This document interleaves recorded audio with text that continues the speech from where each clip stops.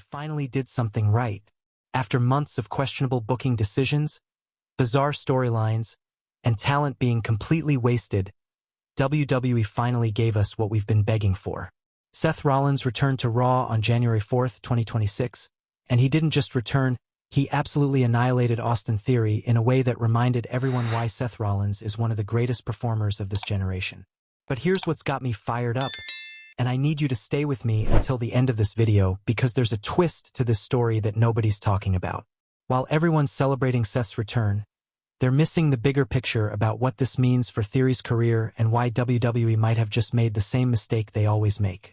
Drop your thoughts in the comments right now because this return is more complicated than it seems, and we need to have an honest conversation about what happened. Let me break down exactly what went down on Raw, and trust me, the details matter here.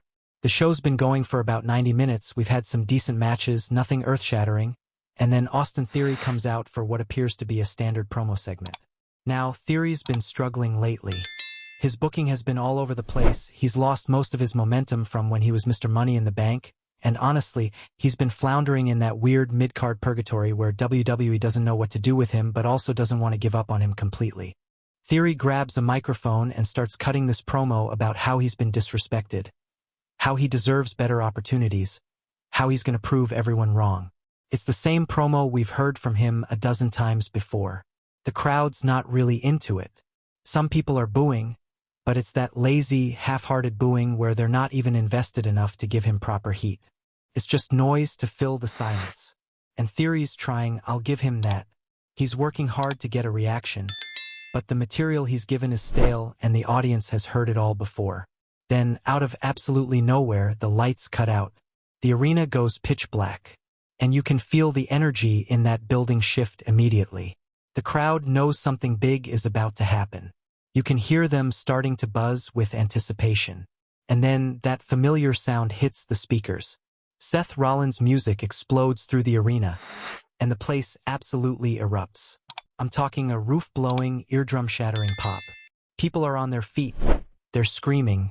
They're losing their minds, because Seth Rollins has been gone for months dealing with an injury, and his return has been one of the most anticipated moments of the year. Seth walks out onto that stage and he looks different. He's got this intensity in his eyes that we haven't seen in a while. He's not smiling. He's not playing to the crowd with his usual theatrics. He's locked in, focused, and you can tell immediately that he's here with a purpose. He's wearing his gear, which tells you he's not just here to talk. He's ready to fight. And Theory's in the ring looking confused, looking concerned, because he clearly had no idea this was coming. The commentary team is going absolutely crazy. Michael Cole's screaming about how the architect is back, how Raw is about to be revolutionized, how Seth Rollins has returned to reclaim his spot at the top of the card. And they're right to be excited because Seth's return is exactly the shot of adrenaline that Raw has desperately needed. The show's been lacking that main event star power, that presence that makes every segment feel important. And Seth brings that automatically. Seth gets in the ring, and for a moment he just stares at Theory. No words, no gestures, just this intense, intimidating stare that makes Theory back up into the corner. And you can see Theory trying to talk his way out of the situation. He's saying something like, "Hey Seth, welcome back man. I'm a big fan, we don't need to do this." But Seth's not hearing it. Seth's not interested in conversations or explanations. He's there to make a statement, and Theory just happens to be the unlucky guy in the wrong place at the wrong time. What happens next is a complete and total destruction. Seth hits Theory with a super kick, then a pedigree, then he picks him up and hits the curb stomp. Theory's laid out in the middle of the ring. The crowd is absolutely losing it, and Seth's standing over him like a conqueror surveying his conquest. But here's the thing, Seth doesn't stop there. He rolls out of the ring, grabs a steel chair, rolls back in, and the referee's trying to stop him, but Seth just pushes him aside. He's not getting disqualified because there's no match happening. This is just an assault. Seth proceeds to hit Theory with that chair multiple times. He's targeting the back, the legs, the arms. He's methodical about it. This isn't a wild, out-of-control beatdown. This is calculated violence. Seth knows exactly what he's doing, and he's sending a message to everyone watching. The message is clear: Seth Rollins is back, He's not here to ease his way back into the main event scene, and anyone who gets in his way is going to suffer the consequences. Theory's selling it like he's been hit by a truck, and credit to him, he's making Seth look like an absolute monster. The segment ends with medical personnel rushing down to check on Theory while Seth stands on the stage, arms raised, soaking in the adulation from the crowd. It's a perfect return moment. It's exactly how you bring back a top star. It's everything that Bianca Belair's backstage return wasn't. This is a moment people are going to remember and talk about for a long time. So why am I not completely celebrating this? Let me explain. Here's my question for you, and I really want your honest opinion in the comments. When was the last time Austin Theory won a meaningful match or had a significant moment that made you care about him? Take a minute and think about it.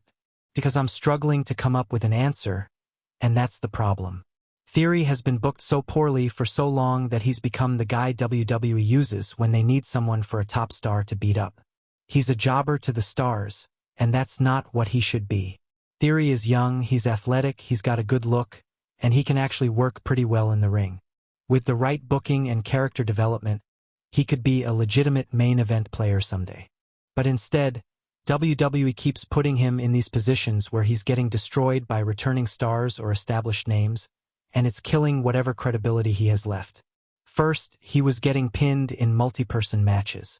Then he was losing feuds to people like Bobby Lashley and Finn Balor.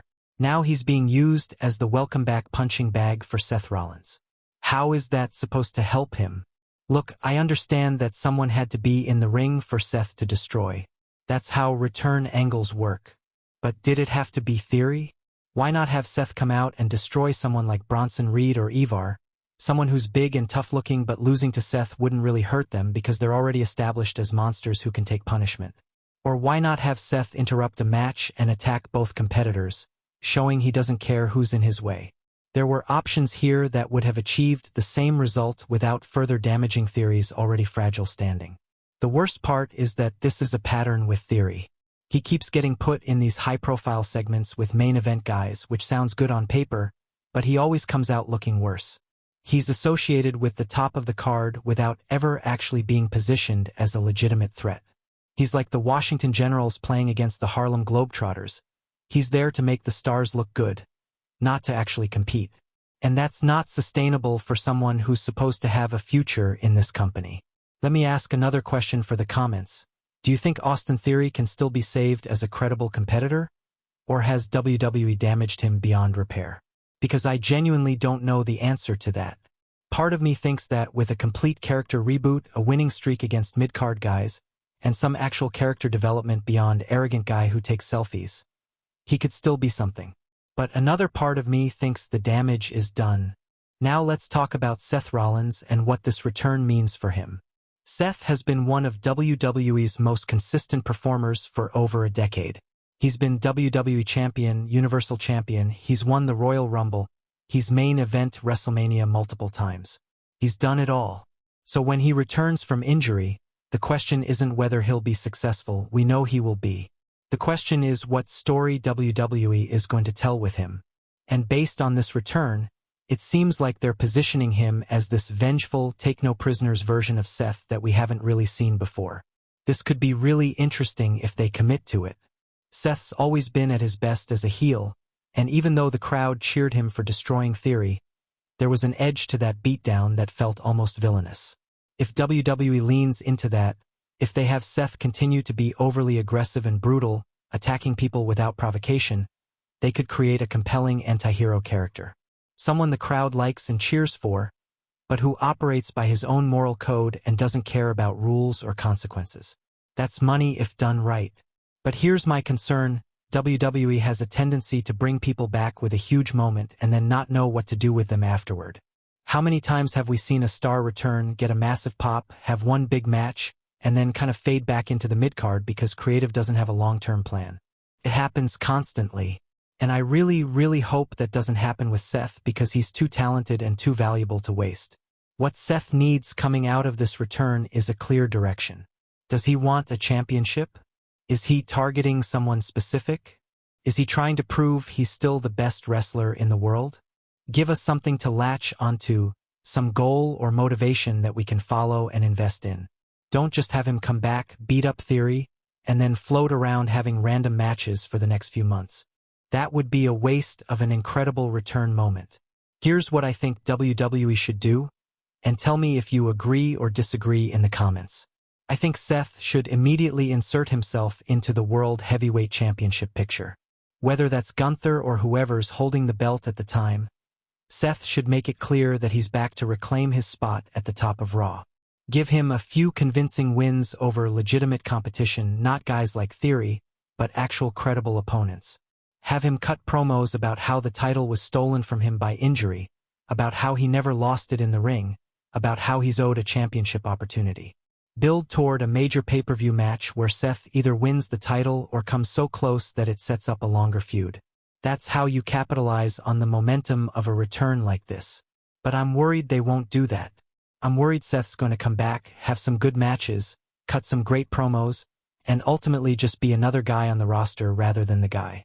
And that would be a tragedy because Seth Rollins should be positioned as one of the absolute top stars in the entire company.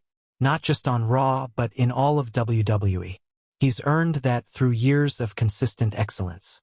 Let's go back to Theory for a second because I want to talk about what happens to him after this. Does he get a rematch where he can prove he's not just a punching bag? Does he cut a promo about how he's going to get revenge on Seth? Or does WWE just move on and forget this happened, leaving Theory to continue his aimless wandering through the mid-card? Because if it's the latter, then what was the point? You can't keep putting a guy in high-profile segments and have him lose without ever giving him a chance to recover or build momentum in the opposite direction. Here's an idea: what if Theory actually turns this into motivation for a character change? What if he comes out next week and cuts a promo about how he's tired of being every Seth Rollins destroying Austin Theory on the January 4th, 2026 episode of Raw was a fantastic moment. The crowd reaction was electric, Seth looked like a star, and it was exactly the kind of intense, physical return that gets people excited. But now comes the hard part, telling the story that justifies that return. Making Seth feel important every week. Giving him meaningful feuds with real stakes. Not letting the momentum die because creative doesn't have a plan beyond the initial pop. And for Austin Theory, the hard part is figuring out if there's any way to recover from being positioned as everyone's comeback opponent. Can he be repackaged? Can he be rebuilt? Or is he destined to be the guy who's always almost good enough but never quite gets there? Because that's what he is right now, and that's a shame because the potential is there if WWE would just commit to developing him properly instead of using him as a convenient body. Here's my final question, and this is important. On a scale of 1 to 10, how excited are you about Seth Rollins being back on Raw, and what do you want to see him do first? Let me know in the comments. Share this video if you think I'm making sense, and let's hope that WWE has an actual plan for Seth beyond just return, get cheered, have some matches. He deserves better. Theory deserves better. And we as fans deserve better than moments without meaning. This return could be the start of something special, or it could be just another pop that fades away in a few weeks. Which one it becomes is entirely up to WWE's creative team, and history suggests we should be cautiously optimistic at best.